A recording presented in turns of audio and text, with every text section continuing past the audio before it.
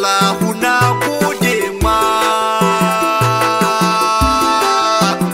Allahu na gode ma, bauta muke dan kai. Da sanda jariri za ya kai fagen girma, har ma ya taimaki umminsa wacce ta yi fama. Mai bibiyu karke rabbi shi kama hidima. Allahu na gode ma.